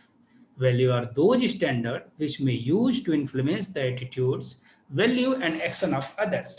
It is a yardstick that is used to guide the action, attitude, campaigns, evaluation and justification of others and self. These are the guiding principles of life and help in all-round development of individual. It means value are the ideals, beliefs or norms which is a society or a large majority of society members hold for the development of the mankind. It can be divided in several classes. Value is differ on the basis of philosophical, geographical, social and political condition in which person live. इनकी विशेषताओं को अगर हम देखें तो इसमें से 8 महत्वपूर्ण बातें प्रकट होती हैं। इन 8 महत्वपूर्ण बातों में भी एक नई बात जो आती है, बाकी की चर्चा हमने आगे कर दी है, एक जो नई बात आती है वो आती है कि value of value is differ. मूल्य का भी मूल्य जो है वो अलग हो सकता है। किसी समाज में सत्य एक मूल्य है, उसका जो वैल्यू है एक समाज में दूसरा, दूसरे समाज में दूसरा हो सकता है। वैसे ही ईमानदारी, शाकाहार जो अपने आप में एक मूल्य है, उसका भी मूल्य एक समाज में अलग और दूसरे समाज में अलग हो सकता है। सफाई एक समाज में अलग, दूसरे समाज में अलग हो सकता है। नौकरी एक समाज में अलग, दूसरे समाज में अलग हो सकता है। तो values differ on the basis of philosophical, geographical, social and political condition in which person live. मूल्य का जो मूल्य है वो फिलोसफिकल विचारधारा के आधार पर, जियोग्राफिकल भौगोलिक स्थिति के आधार पर, सामाजिक संरचना के आधार पर, राजनीतिक व्यवस्था के आधार पर अलग अलग हो सकती है। जैसे मैं एक उदाहरण फिलोसफिकल में देता हूं। फिलोसफी में खास करके भारतीय दर्शन में 2 प्रकार के वाद माने जाते हैं, आस्तिक दर्शन और नास्तिक दर्शन। आस्तिक दर्शन जितने भी हैं सारे सत्य, अहिंसा, अपरिग्रह, अस्तेय, ब्रह्मचर्य को बहुत बड़ा मूल्य मानते हैं और जीवन का आधार मानते हैं। वही नास्तिक दर्शन में एक चार्वाक दर्शन है जो वह कहता है कि सत्य, अहिंसा, अपरिग्रह, अस्तेय जैसे मूल्य किसी काम के नहीं है। वास्तव में अगर कोई मूल्य है तो वह है सुख की प्राप्ति। जिससे भी सुख मिले वो मूल्यवान है। अगर आपको सत्य बोलने से सुख मिलता है तो वो मूल्यवान हो सकता है, लेकिन ये शाश्वत नहीं हो सकता। अगर आपको हिंसा करने से सुख मिलता है तो वो भी आपके लिए मूल्य हो सकता है।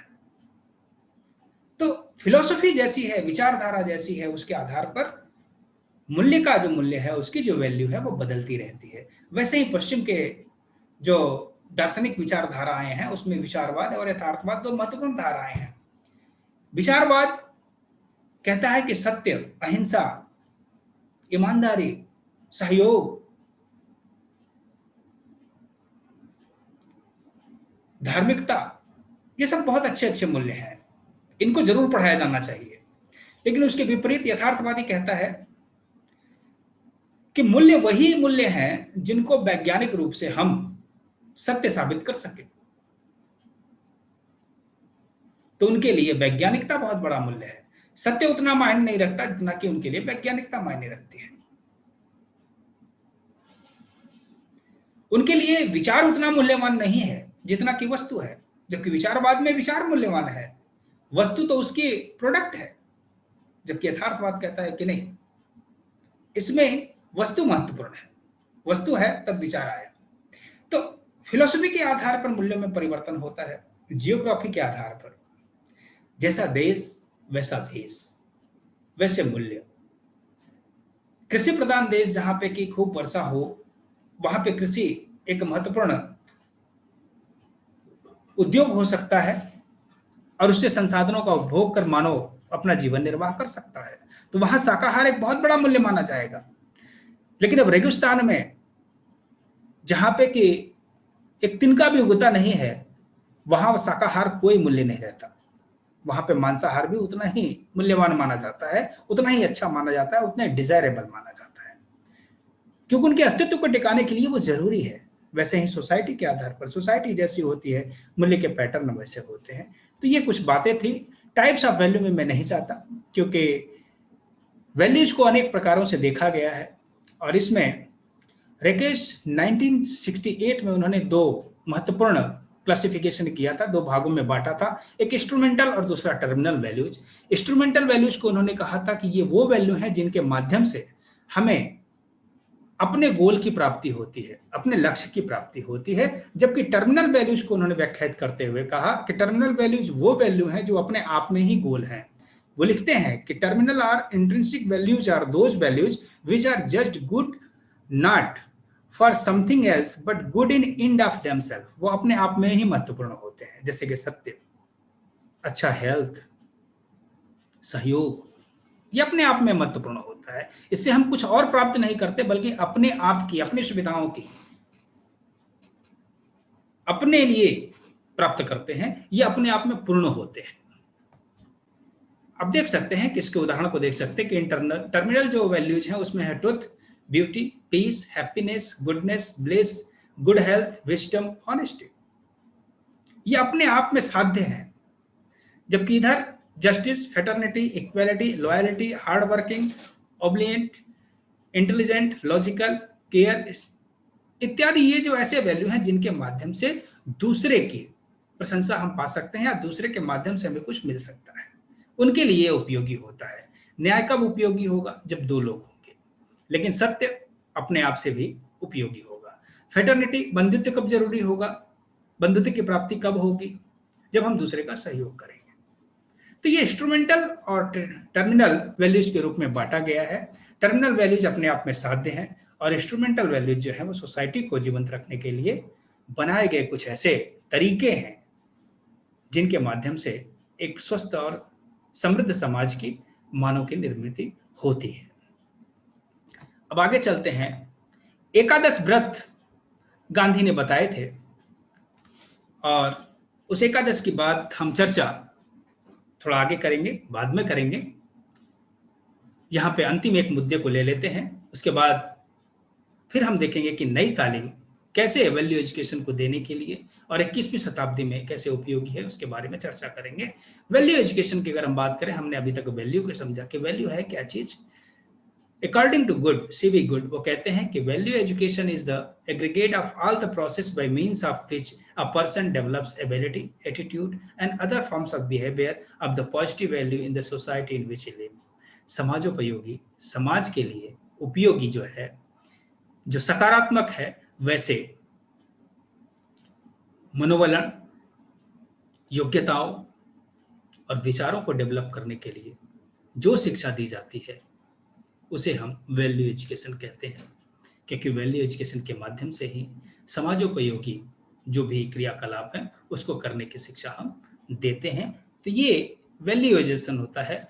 ऑब्जेक्टिव ऑफ वैल्यू एजुकेशन क्या है? तो impacting and improving the integral growth of individual, व्यक्ति का जो आंतरिक विकास है उस विकास में मदद करना, creating positive attitude and measurable improvement of sustainable life style, एक सस्टेनेबल लाइफ स्टाइल जो कि मूल्यों पर आधारित हो उसके विकसित करने के लिए, increasing individual awareness pertaining to national integration, cultural heritage, environment conservation, community development and constitutional right, संस्कृति के विकास के लिए, राष्ट्र के विकास के लिए, राष्ट्र के इंटीग्रेशन के लिए, संवैधानिक जो दायित्व हैं, कर्तव्य हैं, उनके निर्वहन के लिए भी वैल्यू एजुकेशन जरूरी है, और इसका एक उद्देश्य है developing individual awareness toward the significance and role of values.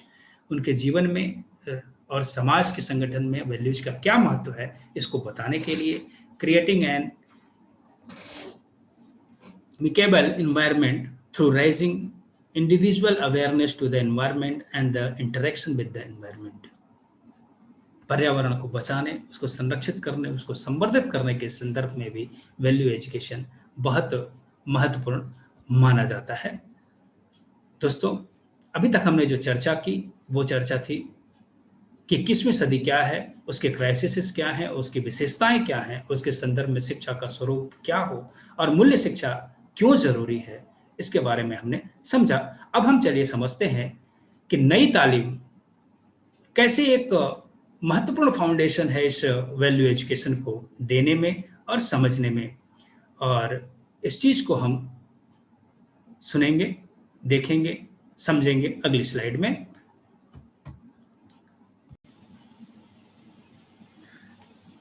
जैसा कि हम बात कर रहे थे कि नई तालीम एक ऐसी शिक्षा व्यवस्था जो कि महात्मा गांधी के द्वारा 1937 में वर्धा के राष्ट्रीय सम्मेलन में प्रस्तुत की गई थी। महात्मा के द्वारा प्रस्तुत यह नई तालीम के जो व्यवस्था थी, वो उनके किसी एक स्वप्न या तुरंत विचार करके दी हुई कोई संकल्पना नहीं थी, बल्कि उन्होंने भारतवर्ष को देखा था और उन्होंने छोटे-छोटे प्रयोग अपने दक्षिण अफ्रीका के प्रवास के दरमियान तथा भारत आने के बाद कोचरब आश्रम और साबरमती आश्रम में किए गए अपने शैक्षिक प्रयोगों के आधार पर उन्होंने नई तालीम की योजना को विकसित किया था। नई तालीम की योजना विकसित करने के पीछे जो सबसे बड़ा उद्देश्य उनका ये था कि जनमानस में जो गुलामी की मानसिकता व्याप्त हो गई है, उस गुलामी की मानसिकता को दूर करने के लिए तथा मैकाले के द्वारा प्रस्तुत की गई अंग्रेजी शिक्षा व्यवस्था से भारत को हो रहे नुकसान से बचाने के लिए उन्होंने एक भारतीय शिक्षा व्यवस्था को जन्म देने की या उसे आकार देने की, उसको स्वरूप देने की एक कोशिश की थी और उस कोशिश पे उन्हें बड़ा आत्मसंतोष था। उन्होंने जो भी शैक्षिक कार्य किए उस कार्यों में उन्हें इतनी आत्मसंतुष्टि मिलती थी कि वो एक बार तो गुजरात विद्यापीठ की स्थापना के समय उन्होंने कहा था कि एक बनिए का पुत्र, एक बणिक पुत्र जो ऋषि का कार्य कर सकता है, तो मैंने गुजरात विद्यापीठ जैसी संस्था की स्थापना करके एक ऋषि का कार्य किया है। तो उनकी आत्मसंतुष्टि को आप इस बात से समझ सकते हैं कि महात्मा नई तालीम के संदर्भ में कितने उत्सुक थे, शिक्षा को आकार देने के संदर्भ में कितने उत्सुक थे, शिक्षा के भारतीयकरण के प्रति वो कितने समर्पित थे। सच मानिए दोस्तों, शिक्षा तभी सार्थक होगी, शिक्षा में मूल्यों का संवहन तभी हो पाएगा जबकि वो अपने आधारों से जुड़ी हो, अपने मूलभूत आवश्यकताओं के पूर्ति में वो सक्षम हो। और इन्हीं सब बातों को ध्यान में रखते हुए महात्मा गांधी ने नई तालीम की योजना प्रस्तुत की थी, जिसे हम वर्धा सम्मेलन के रूप में देख सकते हैं। 1937 में महाराष्ट्र के वर्धा नामक स्थान पर महात्मा गांधी ने चुनी हुई कांग्रेस की सरकारों के मंत्रियों के साथ एक बैठक की और उस बैठक में उन्होंने नई शिक्षा नीति को जन्म देने की बात की थी। इस सम्मेलन में उन्होंने नई तालीम के स्वरूप को, उसके प्रारूप को और वो कैसे अमल में लाई जाएगी और उसका क्या महत्व होगा वर्तमान हिंदुस्तान के संदर्भ में, इसकी चर्चा उन्होंने खूब ही विस्तार के साथ, खूब ही अच्छे तरीके से उन्होंने की थी। तो राष्ट्रीय शिक्षा बनाने के संदर्भ में नई तालीम को हम देख सकते हैं, जो कि आज से 1937 अर्थात कि 83 वर्ष पहले प्रस्तुत की गई थी। It was the first attempt to develop an indigenous scheme of education in British India. हम जानते हैं कि लगभग 200 वर्षों की गुलामी भारतवर्ष के लिए एक अभिशाप के समान रही। उसकी संपत्ति, उसकी मेधा, उसकी इच्छा शक्ति को जिस तरीके से भारतीयों के हकों को ब्रिटिश इंडिया में कुचला गया, उससे आज तक हम उबर नहीं पाए हैं। अंग्रेज भले ही चले गए, लेकिन अंग्रेजियत उनके द्वारा शिक्षा के माध्यम से जो मिली हुई थी वो आज भी हमारे अंदर व्याप्त है और हमें कहीं ना कहीं से अपनी संस्कृति से, अपनी जड़ों से, अपने मूल्यनिष्ठ जीवन से दूर ले जा रही है। इसलिए कहा गया कि नई तालीम की जो अवधारणा थी वो शिक्षा को भारतीय बनाने की पहली अवधारणा थी, गुलाम भारत के संदर्भ में अगर हम बात करें तब।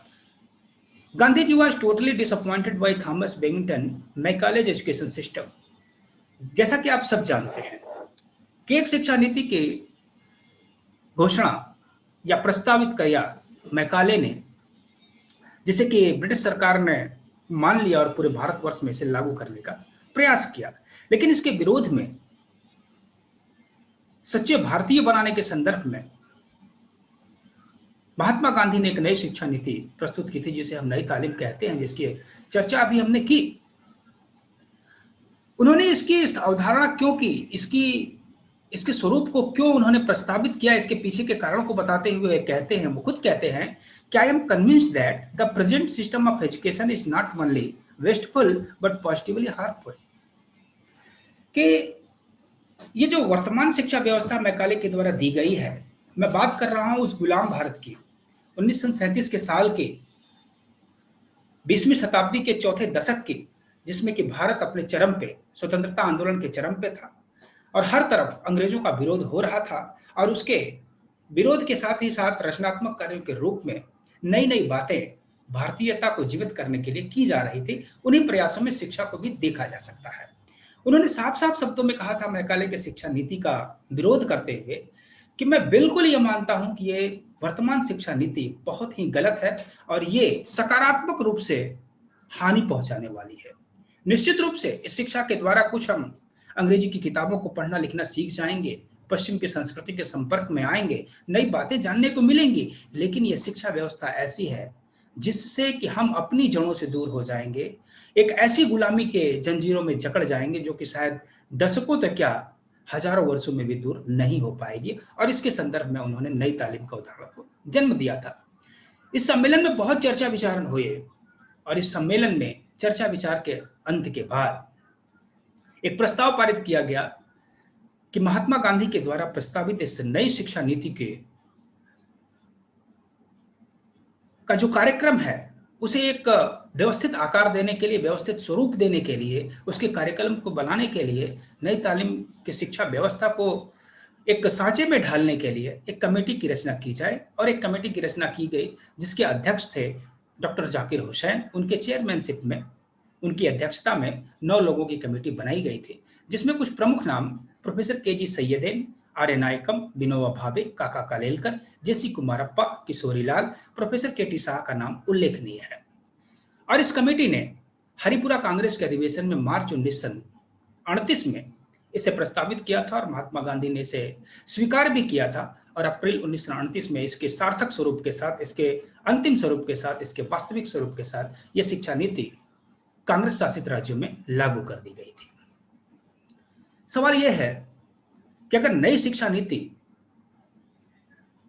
जो बनी थी उस समय महात्मा गांधी के द्वारा, और जिसे हम नई तालीम के रूप में जानते हैं, जिसे बेसिक एजुकेशन के रूप में जानते हैं, बुनियादी शिक्षा के रूप में भी जानते हैं, उस नई तालीम की महत्वपूर्ण बातें क्या थी? तो यहाँ पे कुछ 10 पॉइंट दिए गए हैं जिसको हम पहले एक बार समराइज करते हैं, उसको देखने का प्रयास करते हैं कि इसकी जो प्रमुख बातें थी कि ये इंडिजिनस स्कीम ऑफ एजुकेशन, यह भारतीय शिक्षा का एक प्रारंभिक या पहला स्वरूप था जो कि किसी भारतीय के द्वारा ब्रिटिश काल में अंग्रेजों की शिक्षा के खिलाफ प्रस्तुत किया गया। Free and compulsory education for all children, इसमें जाति, धर्म, ज्ञाति, लिंग, रेस, किसी भी ऐसी सामाजिक या भौगोलिक बाध्यताओं को ध्यान में रखे बिना, ध्यान में लिए बिना 7 से 14 वर्ष के जो बच्चे हैं उनको फ्री और कंपल्सरी एजुकेशन दिया जाए, इसकी अवधारणा को प्रस्तुत किया गया था। Mother tongue as a medium of instruction, it was decided that mother tongue should be a medium of instruction in the process of teaching and learning, because it is the mother tongue in which each and every child feel very natural to learn, feel very easy to express. That's why they are decided to mother tongue should be our medium of instruction, and this is also followed by today's new education policy 2020. इसके बाद basic craft in centre of entire education system, जो भी कोई कला कौशल्य, एक उद्योग को शिक्षा के केंद्र में रखा गया और उस कला कौशल्य के द्वारा, उस कला कौशल्य के माध्यम से उस शिक्षा को आगे बढ़ाने की बात की गई थी। हम देख सकते हैं कि क्राफ्ट को जब रखा गया शिक्षा के केंद्र में, तो ये मान के रखा गया था कि वो क्राफ्ट ऐसा होगा जिससे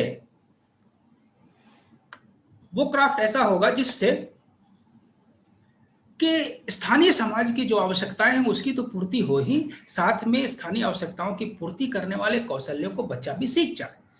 इसकी जो छठी विशेषता थी वो थी self reliance and self supporting aspect of the scheme. ये शिक्षा व्यवस्था स्वावलंबन पे जोर देती थी, बच्चे के स्वावलंबन पे, समाज के स्वावलंबन पे, और राष्ट्र से आर्थिक मदद लिए बिना यह शिक्षा व्यवस्था खड़ी हो, ऐसी संकल्पना उस समय गुलाम भारत में की गई थी। Development of ideal productive and responsible member of society. इस पूरी शिक्षा की कवायद का जो लक्ष्य था वो था कि एक उत्तरदायित्वपूर्ण, आदर्श और उत्पादक नागरिक का निर्माण किया जाए, सामाजिक सदस्य का निर्माण किया जाए, जो अपनी रचनात्मकता, अपने उत्तरदायित्व की भावना और अपने उत्पादन से समाज को समृद्ध कर सके और खुद जीविका का उपार्जन कर सके। Flexible curriculum and free environment. इस शिक्षा नीति में जो करिकुलम बनाया गया वो फ्लेक्सिबल बनाया गया।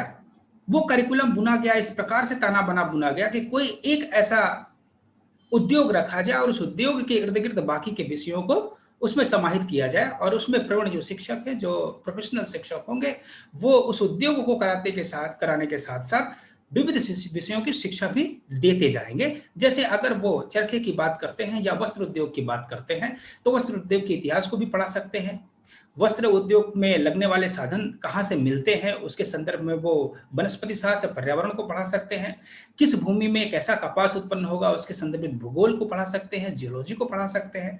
वैसे ही अन्य विषयों को संबंधित करते हुए उसे आगे बढ़ाने की बात इस शिक्षा व्यवस्था में की गई थी। कंटेक्स्टिविस्ट अप्रोच ऑफ लर्निंग। 21वीं शताब्दी की जो सबसे बड़ी शिक्षा में क्रांतिकारी परिवर्तन के रूप में हम जिसे देख रहे हैं वो है कि अब शिक्षक नहीं बल्कि विद्यार्थी पूरी शिक्षा प्रक्रिया का केंद्र बिंदु माना गया है। अगर विद्यार्थी पूरी शिक्षा व्यवस्था का केंद्र बिंदु है तो वो शिक्षा की व्यवस्था में सीखने की प्रक्रिया में लीडिंग लेगा, वो लीडरशिप लेगा, और इस लीडरशिप को समर्थित करने वाली जो उपागम है हमारी शिक्षा की वो है रचनात्मक उपागम, जिसे हम कंस्ट्रक्टिविस्ट अप्रोच भी कहते हैं, जिसमें ज्ञान का सर्जन विद्यार्थी अपने प्रयास से, अपने अनुभव से करता है और उसे वो सीखता जाता है। पूरी नई तालीम की व्यवस्था इस प्रकार से थी कि उसमें बच्चा खुद के ज्ञान को सीखे, खुद के ज्ञान को निर्मित करे, उससे प्राप्त अनुभवों से अपने आप का परिमार्जन करे। और 10वां जो कि सबसे बड़ा लक्ष्य इसका था वो था fullest and all round development of child. प्रत्येक बच्चा जन्म से ही कितनी स्वाभाविक शक्तियों को लेके उत्पन्न होता है, कोई किसी चीज में आगे होता है, कोई किसी चीज में आगे होता है, लेकिन एक जो बेस होता है शक्तियों का वो सब में होता है, और उस चीज को डेवलप करने के लिए और उसकी विशिष्ट शक्तियों का पूर्ण विकास करने के लिए यह शिक्षा समर्पित थी। और इसमें कहा गया कि हार्ट मतलब फिजिकल डेवलपमेंट, हार्ट मतलब कि इमोशनल डेवलपमेंट, और हेड जैसे कि मानसिक या बौद्धिक विकास हम कर सकते हैं, इस संदर्भ में लिया गया था। हम ये देख सकते हैं कि पूरे इस 10 जो बेसिक फीचर्स हैं, इस फीचर्स के संदर्भ में अगर हम बात करें तो हम साफ साफ पाते हैं कि ये बातें जो हो रही हैं वो ऐसी हैं जिनमें कि पूरी शिक्षा व्यवस्था को इस तरीके से गठित किया गया था, इस तरीके से बनाया गया था कि वो शिक्षा व्यवस्था एक ऐसे बालक का निर्माण करे जो उत्तरदायित्व पूर्ण हो, जो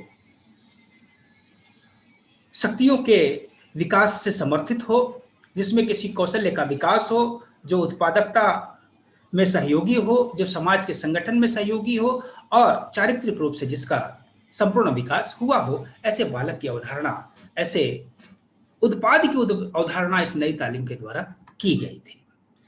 अब हम देखते हैं कि मेन ऑब्जेक्टिव ऑफ नई तालीम क्या था। तो इसे हम 5 मुद्दों में देख सकते हैं कि all round development of an individual,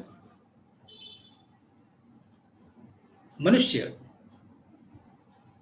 या बालक विविध शक्तियों का स्रोत है, वो मानव के रूप में एक संसाधन है जिसका अगर व्यवस्थित रूप से विकास किया जाए तो उससे बहुत सारी चीजों की प्राप्ति हो सकती है। मनुष्य की शक्तियों को कई कैटेगरी में हम बांट सकते हैं, जैसे उसकी मानसिक शक्ति, उसकी बौद्धिक शक्ति, उसकी संवेगात्मक शक्ति, उसकी स्पिरिचुअल शक्ति। इन शक्तियों का जो विकास है वो होना चाहिए, और वो भी कैसे? तो ऑलराउंड डेवलपमेंट के संदर्भ में। ऐसा ना हो कि सिर्फ बौद्धिक विकास हो जाए और इमोशनली वो इतना वीक हो कि थोड़ी सी भी मुश्किल परिस्थिति में अपने आप को संभाल ना पाए। तो ऑनलाइन डेवलपमेंट की बात की गई थी, सेल्फ रिलायंस की बात की गई थी। गांधी मानते थे, नई तालीम मानती थी कि शिक्षा वही है जो व्यक्ति को अपने पैरों पर खड़ा कर दे, अपनी मूलभूत आवश्यकताओं की प्राप्ति में। गांधी जी पे दो किताबों का बहुत ही महत्वपूर्ण प्रभाव था, जिसमें एक अनटू द लास्ट और दूसरी टोलस्टॉय के द्वारा लिखित गई बैकुंठ तमारा हृदय में, जो कि गुजराती अनुवाद था। उस किताब का बड़ा ही प्रभाव पड़ा है। अनटू द लास्ट किताब पढ़ने के बाद, रस्किन की जो किताब थी उसको पढ़ने के बाद, महात्मा गांधी की विचारधारा में क्रांतिकारी परिवर्तन हुआ और उन्होंने सर्वोदय की संकल्पना को जन्म दिया कि सोसाइटी में रहने वाला हर एक आदमी, चाहे जिस किसी भी जाति का हो, ज्ञाति का हो, लिंग का हो, क्लास का हो, उसे पूर्णतः डेवलप होने का अधिकार है। और इसलिए उन्होंने सर्वोदय को शिक्षा का लक्ष्य बनाया था। समाज के सभी पक्षों का उदय हो, अंतिम से अंतिम व्यक्ति भी अपनी गरिमामय जीवन को जी सके, इस उद्देश्य से शिक्षा को निर्धारित किया गया था। गुजरात विद्यापीठ, जो कि महात्मा गांधी के द्वारा स्थापित एक यूनिवर्सिटी है, उसका जो स्लोगन है, उसका जो ध्येय मंत्र है, वही है सा विद्या विमुक्तये। अर्थात विद्या वही है जो कि मनुष्य को मुक्त करती है। तो liberation from all types of slavery, dependency and bondage is the key component of नई तालीम। नई तालीम के द्वारा ये माना गया था, इस उद्देश्य को निर्धारित किया गया था कि हर एक बच्चा अपने आप को स्वतंत्र कर पाए, मानसिक गुलामी से, राजनीतिक गुलामी से, भय से, विविध प्रकार के अंधविश्वासों से, परावलंबन से, और स्वयं उठ खड़ा हो अपनी गौरवमयी शक्तियों के साथ और आगे बढ़े, अपने आप को संभाले और समाज को भी संभाले। इस शिक्षा का लक्ष्य था। और गांधी कहते थे कि वो शिक्षा नाकामी है, वो शिक्षा बेकार है जो व्यक्ति के चरित्र को निर्मित नहीं करती है। गांधी का कहना था कि एक विषय का ज्ञान कम हो तो वो चलेगा, लेकिन चारित्रिक रूप से व्यक्ति गिरा हुआ हो, चारित्रिक रूप से वो सबल ना हो, तो ये शिक्षा बिल्कुल भी बेमानी होगी किसी भी बच्चे के लिए, किसी भी समाज या किसी भी राष्ट्र के लिए। तो जो राष्ट्र या समाज या बच्चे के लिए जो शिक्षा की व्यवस्था की जा रही है, उसमें चरित्र बिल्डिंग, कैरेक्टर बिल्डिंग, चरित्र निर्माण को प्रमुख उद्देश्यों के रूप में रखा गया था। तो ये आप मेजर ऑब्जेक्टिव देख सकते हैं। इन सबकी चर्चा आखिर हो क्यों रही है? इन चीजों को आप देखें तो आप पाएंगे कि इसके अंदर में जो चीज है वो है वैल्यू एजुकेशन। वैल्यू की बात इसमें की गई है, वैल्यू के महत्व को इसमें बताया गया है। इसके उद्देश्यों को देखें, इसके मेन फीचर्स को देखें, इसकी स्थापना के पीछे की पृष्ठभूमि को देखें, तो आप पाएंगे कि भारतीय मूल्यों की स्थापना, जो कि सनातन मूल्य हैं, जो कि शाश्वत मूल्य हैं किसी भी समाज के लिए, वो चाहे कोई भी देश हो, उसके लिए बहुत ही जरूरी है। समाज के संगठन के लिए, समाज के स्वास्थ्य के लिए, समाज के स्वावलंबन के लिए इन मूल्यों की बड़ी आवश्यकता थी। आज से 83 वर्ष पहले ये नई शिक्षा नीति की संकल्पना आई थी, जो कि भारत को गुलामी के जंजीरों से दूर करने के लिए सशक्त नागरिक तैयार करने के लिए लक्ष्य के साथ आई थी, जिसका उद्देश्य था समाज, व्यक्ति और राष्ट्र का चरित्र निर्माण करना। वो शिक्षा व्यवस्था आज भी उतनी ही प्रासंगिक है, क्योंकि आज हम स्वतंत्र हो गए हैं। इस चीज को अगर हम छोड़ दें तो बाकी 1937 की वो परिस्थिति, कम से कम उस समय जो शिक्षा की समस्याएं थी या समाज की समस्याएं थी, और जो आज शिक्षा की परिस्थिति है और आज समाज की समस्याएं हैं, उसमें कोई बड़ा अंतर नहीं है। हाँ, आज हमारा राज्य है, हम स्वतंत्र हैं, लोकतांत्रिक शासन प्रणाली है, लेकिन शिक्षा की स्थिति आज भी वही है, शिक्षा की गुणवत्ता आज भी वही है, मूल्यों का ह्रास उतना ही आज भी हो रहा है, समाज में विभेद आज भी हम दिखलाई पड़ रहा है हमें, समाज परिवर्तन की दिशा में, सकारात्मक परिवर्तन की दिशा में तेजी से आगे नहीं बढ़ पा रहा है। जो संस्कृति है वो संस्कृति से विमुक्त होता जा रहा है और मूल्यों की अवहेलना की जा रही है। ये कुछ ऐसे तत्व हैं जो कि आज भी हमें दिखलाई पड़ते हैं। और इन्हीं मूल्यों की स्थापना के लिए नई तालीम की स्थापना की गई थी। नई तालीम किन मूल्यों पे आधारित थे उस समय और आज भी, क्योंकि आज भी गुजरात के कोने-कोने में उत्तर बुनियादी विद्यालय जीवंत रूप से और बड़े ही सार्थक रूप से अपना काम कर रहे हैं। आपको जान के ये आश्चर्य होगा कि गुजरात ट्राइबल बहुल क्षेत्र है। यहाँ की आबादी 14% से ज़्यादा आबादी वो ट्राइबल्स, एसटी लोगों से भरी हुई है। फिर भी आंध्र प्रदेश, उड़ीसा, बिहार, झारखंड में जो नक्सली समस्या है, वो समस्या आज हमारे के यहाँ नहीं है, गुजरात में नहीं है। और उसके पीछे अगर सबसे बड़ा योगदान किसी का है, तो महात्मा गांधी के द्वारा दी गई इस नई तालीम की जो शिक्षा व्यवस्था है, उसके आधार पर चलने वाले उत्तर बुनियादी विद्यालय और आश्रम शालाएं हैं, जिन्होंने गुजरात के कोने-कोने में जाकर के शिक्षा की अलख जगाई, लोगों को साक्षर किया, लोगों को शिक्षित किया, उनको अपने पैरों पे खड़ा किया, जिससे कि वो रोज़गार प्राप्त कर सके और अपनी जीविका गरिमापूर्ण तरीके से जी सके। और इसलिए हम देखते हैं कि एक बड़ी समस्या से आज भी गुजरात अछूता है। तो वो कौन-से मूल्य हैं, जिनकी वजह से ये सब चीज़ें समाज में दिखलाई पड़ती हैं या हो सकती हैं, उनकी अगर हम बात करें, तो इनहेरिटेड वैल्यूज़ नई तालीम, वो कौन से वैल्यू हैं? आपने एकादश व्रत का नाम सुना होगा। गांधी के द्वारा दिया गया ये एकादश व्रत अपने आप में टर्मिनल और इंस्ट्रूमेंटल वैल्यूज का इतना अच्छा समन्वय है कि वो किसी भी सामाजिक व्यवस्था को जीवंत करने में, मूल्यनिष्ठ बनाने में अपने आप में संभव है। और कम से कम भारतीय समाज व्यवस्था के लिए तो ये रामबाण है। आज भी एकादश व्रत गुजरात के हर एक स्कूल में, जो कि उत्तर बुनियादी विचारधारा पे चलते हैं, उनमें एकादश व्रत का पालन करने का प्रयास किया जाता है और हर रोज इसकी संकल्पना को संकल्प लिया जाता है।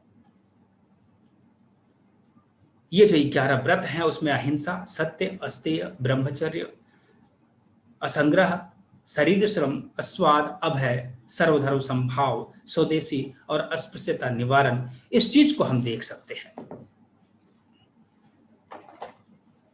सवाल ये आता है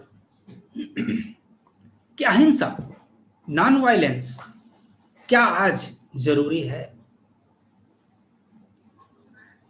विश्व का हर एक राष्ट्र आज आतंकवाद से और युद्ध की विभीषिका से अपने आप को बचा नहीं पा रहा है। या तो इस उलझन में वो पड़ा हुआ है, या आतंकवादी गतिविधियों से वो पीड़ित है, या फिर युद्ध की विभीषिका से आक्रांत है। वो चाहे चाइना हो, चाहे भारत हो, चाहे पाकिस्तान हो, चाहे बांग्लादेश हो, चाहे रशिया हो, चाहे अमेरिका हो, चाहे ब्रिटेन हो, चाहे अरब कंट्रीज हो या यूरोप के कंट्रीज हो, हर जगह हिंसा को उखाड़ फेंकने की बात हो रही है, लेकिन हिंसा अपना स्वरूप बढ़ाते जा रही है। ऐसे में नई तालीम में स्थित जो अहिंसा की बात है, उसको लागू करने का एक सबसे बड़ा अवसर आज हमारे पास है। और यह अवसर और अच्छा हो जाता है जबकि नई शिक्षण नीति, राष्ट्रीय शिक्षा नीति 2020 आई है, जो कि महात्मा गांधी के विचारों से अनुप्राणित है। उसमें भी ये मूल्यों को आप साफ साफ देख सकते हैं। तो अहिंसा को लागू करने की जरूरत है। सत्य के बारे में महात्मा खुद ही कहते थे कि अगर एक सत्य का ही पालन किया जाए तो बाकी के मूल्य अपने आप आते जाएंगे। और इसीलिए उन्होंने आजीवन सत्य का पालन किया था। अस्तेय, ब्रह्मचर्य, self discipline, control over senses and emotions, असंग्रह, नॉन पोसेशन, शरीर श्रम, ब्रेड लेबर, अस्वाद, कंट्रोल ऑफ द प्लेटेट, अभय, फियरलेसनेस, सर्वधर्म संभाव, इक्वालिटी ऑफ ऑल रिलीजन, स्वदेशी, यूज लोकली मेड गुड्स, अस्पृश्यता निवारण, रिमूवल ऑफ अनटचेबिलिटी। आप इन चीजों को अगर देखें, अगर हम इन चीजों को ध्यान से देखें, तो हम पाएंगे कि यही वैल्यूज की समस्या तो आज हमारे समाज में दिखलाई पड़ रही है। यही वैल्यू तो आज हमारे पास नहीं है जो होने चाहिए, क्योंकि हमारा संघर्ष ही इसी में है कि हम चाहते कुछ है और कर कुछ रहे हैं। तो नई तालीम को लागू करने की जरूरत है, क्योंकि नई तालीम स्वभावतः ही मूल्यों को अपने में देती है, अपने से उजागर करती है, बच्चों में ट्रांसफर करती है। जैसे कि मैं एक छोटा सा उदाहरण आपको देता हूं कि इसमें जो 11 बातें की गई हैं वो कैसे होती हैं? किसी भी उत्तर बुनियादी विद्यालय में आप जाएं तो वहां आप देखेंगे शुरुआत सुबह की जो शुरुआत है वो सफाई से होती है। और उस सफाई में सिर्फ और सिर्फ बच्चा ही नहीं जुड़ता, बल्कि उस सफाई में वहां का शिक्षक, वहां के कर्मचारी, वहां के छात्रालय को संभालने वाला गृहपति, ये सारे लोग मिलकर के सफाई की जिम्मेदारी को निभाते हैं। अब एक छोटे से उदाहरण से इस सफाई की जिम्मेदारी से कितने सारे वैल्यूज का निर्माण हम बच्चे में कर दे रहे हैं। पहला तो शरीर श्रम की बात आ जाती है, फिजिकल लेबर आता है, जिससे कि वो गुड हेल्थ की प्राप्ति करता है, जो कि हमारा एक टर्मिनल वैल्यू है, एक इटर्नल वैल्यू है, जिसकी उपस्थिति किसी भी व्यक्ति के अस्तित्व के लिए जरूरी है। शरीर श्रम, फिजिकल लेबर से हम गुड हेल्थ की प्राप्ति कर लेते हैं, इसलिए बहुत ही मूल्यवान ये एक्टिविटी है, ये अवधारणा है। इसके बाद जब शिक्षक को बच्चा देखता है खुद काम करते हुए, तो काम के प्रति, श्रम के प्रति उसमें एक सकारात्मक भावना का विकास होता है। सफाई अपने आप में एक उत्पादक कार्य है, क्योंकि एक स्वच्छता को वो जन्म देती है, जिसमें मन मस्तिष्क अच्छे से काम करता है, और किसी भी सृजन को जन्म देने के लिए ऐसी परिस्थिति का होना बहुत जरूरी होता है। इसी के साथ पर्यावरण संबंधी काम किए जाते हैं, कल्चरल एक्टिविटीज होती हैं, अध्ययन अध्यापन तो होता ही है, और साथ में कोई ना कोई कौशल्य सिखाया जाता है, और इसमें इन वैल्यूज को रखा जाता है। और आज भी आप जाके अगर किसी उत्तर बुनियादी विद्यालय में देखें तो इन वैल्यूज पर जोर दिया जाता है, और दिया जाना चाहिए, क्योंकि अपने पाठ्यक्रम में अगर इन वैल्यूज को हम पाठ्यक्रम का अंक बनाएं, शिक्षण का अंक बनाएं, एक्सप्लेनेशन में इसके उदाहरणों को दें, इसके आचरण को हम अपने आचरण में अवतरित करें, और हमारा आचरण ऐसा हो कि मूल्यों से समर्थित हो, तो बच्चा अपने आप इस चीज को सीखेगा, और इनहेरिटेड वैल्यूज जो कि इस नई तालीम में है उनकी वो बात कर पाएगा। अच्छा, ये जो नई तालीम की एकादश व्रत की मैंने बात की, 11 वैल्यूज की बात की, जिसके नींव पे ये पूरी शिक्षा व्यवस्था खड़ी है, नई तालीम की अवधारणा खड़ी है, तो इसे कहा जा सकता है कि नई तालीम एक लाइव मॉडल है। ये कोई ऐसी परिकल्पना नहीं है, ये हाइपोथेसिस नहीं है। जितना सहयोग समाज का इसे मिलना चाहिए नहीं मिला, जितना सहयोग इसे राष्ट्र का चाहिए था या सरकार का चाहिए था, उतना सहयोग इसे नहीं मिला। शुरुआत में हर स्कूल ने देश के उत्तर बुनियादी के बोर्ड लगा दिए, लेकिन इसके कार्यक्रम इतने जटिल थे, इतने स्वाभाविक थे, लेकिन इतना कमिटमेंट मांगने वाले थे कि न तो उतना कमिटमेंट शिक्षकों ने दिखाया, ना ही अभिभावकों ने दिखाया, ना ही समाज ने दिखाया, और ना ही हमारी उस परीक्षा पद्धति ने दिखाया, जिसमें कि इस चीजों को मापा जा सके, इस चीजों के आधार पर बच्चे की योग्यता अयोग्यता का निर्धारण किया जा सके। तो धीरे धीरे हुआ क्या कि यह मॉडल हटता गया और एक सामान्य प्रवाह सामने खड़ा होता गया, जो कि मैकाले के शिक्षा पद्धति पर आज भी अवलंबित है। ये जो शिक्षा व्यवस्था की मैंने बात की, उस शिक्षा व्यवस्था में महात्मा के जो विचार थे, वो विचार कितने लाइव रूप से उपस्थित है, आज भी इसको समझने की जरूरत है। क्योंकि न तो सरकार का सहयोग मिला, न समाज का सहयोग मिला, न व्यक्ति का मिला, लेकिन फिर भी आज भी गुजरात के कोने कोने में, गुजरात के अलग अलग गांव में लगभग 300 से ज्यादा उत्तर बुनियादी से विद्यालय, समर्थित विद्यालय काम कर रहे हैं, जिसमें कि इन 6 चीजों को हम देख सकते हैं, और इसके संदर्भ में इसकी जीवंतता को हम परिभाषित कर सकते हैं, उसको उत्तरित कर सकते हैं। It is based on 11 foundational values that has great importance to deal with today's value crisis of India. Value crisis of India है क्या? क्या है वैल्यू का क्राइसिस? आज हमारे पास भूख की समस्या है, धार्मिक विभेद की समस्या है, भ्रष्टाचार की समस्या है, बेरोजगारी की समस्या है, सफाई की समस्या है, पर्यावरण संबंधी समस्याएं हैं। ये जो समस्याएं हैं, जो बुनियादी समस्याएं हैं, समस्याओं को दूर करने में जो कि 11 वैल्यूज के आधार पर खड़ी है नई तालीम की व्यवस्था है, वो बहुत ही सक्षम है। इसलिए इसे अपनाए जाने की जरूरत है, और आज भी इसका मॉडल हमें गुजरात के विविध उत्तर बुनियादी विद्यालयों में देखने को मिल सकता है। इसलिए ये कहा जाता है कि नई तालीम के द्वारा, नई तालीम के मॉडल को अपना करके हम एक अच्छी राष्ट्रीय भारतीय शिक्षा और मूल्यनिष्ठ शिक्षा दे सकते हैं। It is the true path to achieve sustainable development goals. ये जो है, ये सस्टेनेबल डेवलपमेंट के गोल को, जो कि 17 गोल यूनाइटेड नेशंस के द्वारा स्थापित किए गए और 2015 में भारत सरकार ने इसे लागू किया था, वो चीजें जो है वो देख सकते हैं। उन 17 गोलों को हम इसके द्वारा प्राप्त कर सकते हैं। To promote 18 constructive work that is very important for social harmony. समाज में हार्मनी हो, समाज संगठित रूप से रहे, समाज का समग्र विकास हो, इसके लिए महात्मा गांधी ने सिर्फ सत्याग्रह उस समय नहीं किया था, बल्कि साथ ही साथ उन्होंने 18 रचनात्मक कार्य भी दिए थे। अब आप इस 18 रचनात्मक कार्यों को देखेंगे तो इसमें शिक्षा भी एक रचनात्मक कार्य के रूप में लिया गया है। लेकिन शिक्षा एक ऐसी अवधारणा है जो कि अपने आप में साध्य भी है और प्रक्रिया भी है। तो विद्यालयों में इस रचनात्मक कार्यों को कर सकने वाले कार्यकरों को तैयार करने के लिए भी नई तालीम की शिक्षा की व्यवस्था उपयोगी साबित होगी, और यह होनी भी चाहिए। It is directly linked with the need of society. नई तालीम की अवधारणा में जो उद्योग की संकल्पना की गई थी, वो उद्योग ऐसे उद्योग माने गए थे जो कि लोकेलिटी मतलब स्थानीय स्तर पे हों और स्थानीय स्तर की समस्याओं को सुलझाने वाले हों। उसके जो पाठ्यक्रम बनाए जाए, उस पाठ्यक्रम में उन समस्याओं को हाईलाइट किया जाए और उस समस्याओं से संबंधित जो ज्ञान है, निराकरण संबंधित जो ज्ञान है, उसको उसमें उजागर किया जाए। ऐसी अवधारणा की गई थी और आज भी ऐसे कार्यक्रम चलाए जाते हैं। There is no conflict between desire and act की सबसे बड़ी बात यहाँ पे है, क्योंकि आज की शिक्षा व्यवस्था की सबसे बड़ी समस्या ही यही है कि उसके डिजायर कुछ हैं, उसके ऑब्जेक्टिव कुछ हैं और उसके कार्यक्रम कुछ हैं। जैसा कि हम लोगों ने देखा था कि हम क्या चाहते हैं और क्या है, इस चीज को अगर हम देखें तो हम यहाँ पे पा सकते हैं।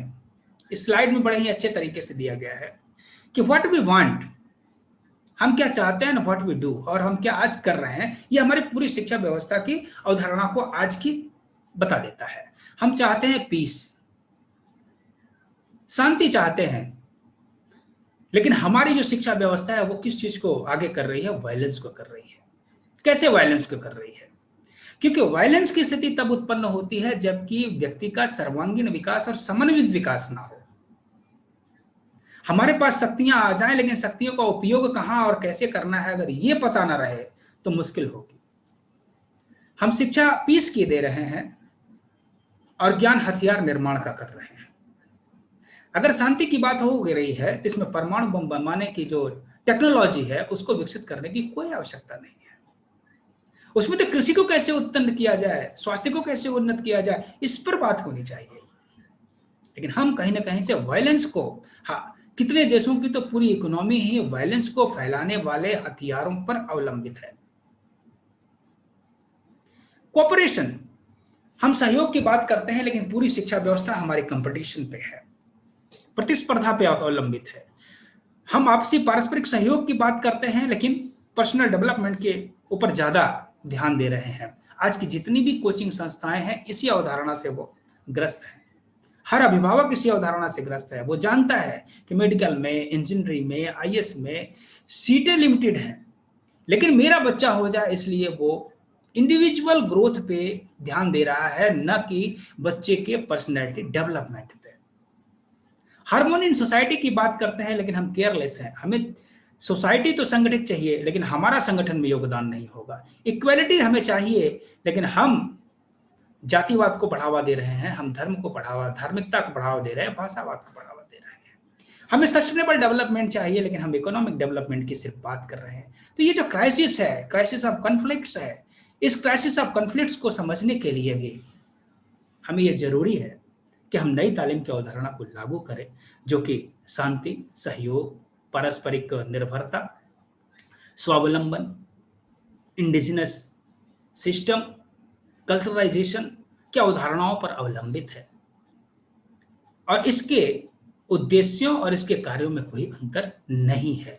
और अंतिम इसके लाइव मॉडल क्यों है इसकी मैं बात करूं अगर, teachers behaviour are consider as the prime source of value education. नई तालीम का जो शिक्षक होता है अगर वो सादगी की बात करता है तो खुद सादगी से जीता है। अगर वो सफाई की बात करता है तो उसे बच्चों में, वो बच्चे को सफाई करते हुए दिखता है जिससे उसे प्रेरणा मिलती है और बच्चा खुद सफाई में लगता है। तो जो शिक्षक का चरित्र है उसको इस तरीके से निर्मित और विकसित किया जाता है नई तालीम के संस्थाओं में, आसपास के वातावरण के माध्यम से, प्रेरणा के माध्यम से, मोटिवेशन के माध्यम से, कि वो एक सोर्स बन जाता है वैल्यू एजुकेशन का।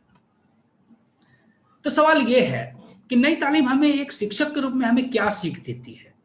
What we have to learn as a teacher from नई तालीम to promote value education? Value education को प्रमोट करने के लिए एक टीचर के रूप में हम नई तालीम से क्या ले सकते हैं? तो 3 बेसिक चीजें हैं, बहुत ही बुनियादी चीजें हैं जो हमें समझनी चाहिए। Be a friend, facilitator and guide for every side. आप बच्चे का विश्वास जीते, और विश्वास तभी जीत सकते हैं जबकि आप फ्रेंड बने।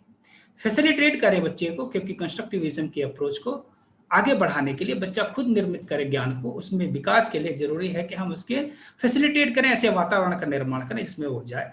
गाइड, अनुभव की कमी होगी उसके पास, उस अनुभव की कमी को हम अपने अनुभव से सार्थक बना दें, उसे जोड़ करके उसको मजबूत बना दें, ये हमारा काम होना चाहिए। फिर be a demonstrator to teach the lesson of learning to know, learning to do, learning to live together and learning to be. ये 4 स्तंभ जो डेलर्स रिपोर्ट में भी कहे गए थे, वो नई तालीम की अवधारणा से ही वहां पे लिए गए थे। नई तालीम की पूरी अवधारणा को आप पढ़ें तो आप पाएंगे कि learning the treasure with in का रिपोर्ट नई तालीम की अवधारणा को ही विकसित कर रहा है, जो कि 1995 में आया। 1937 में कही हुई महात्मा की नई तालीम की अवधारणा को वो अवलंबित कर रहा है, उसे विकसित करने की बात कर रहा है। तो इसमें शिक्षक के लिए जरूरी है कि वो ज्ञानवान हो, वो किसी एक उद्योग में पारंगत हो, तभी उद्योग को सिखा सकता है, उद्योग को सीखने के लिए वो प्रेरित कर सकता है। वो पारस्परिक सहयोग के साथ जिए, समाज में सहयोग की भूमिका अपनाए, समाज से सहयोग ले, और ये चीज बच्चे देखें तब वो ये चीज को सीखेंगे। एंड टू बी, और लाइफ लॉन्ग लर्नर के रूप में वो विकसित हो, हमेशा कुछ ना कुछ सीखता रहे। अगर ये चारों चीजों को खुद करेगा, अगर एक शिक्षक डेमोन्स्ट्रेट करेगा बच्चों के सामने, तो बच्चे भी इससे जुड़े हुए मूल्यों को, इससे जुड़े हुए कार्यों को स्वतः सीखते जाएंगे और वो आगे बढ़ेंगे।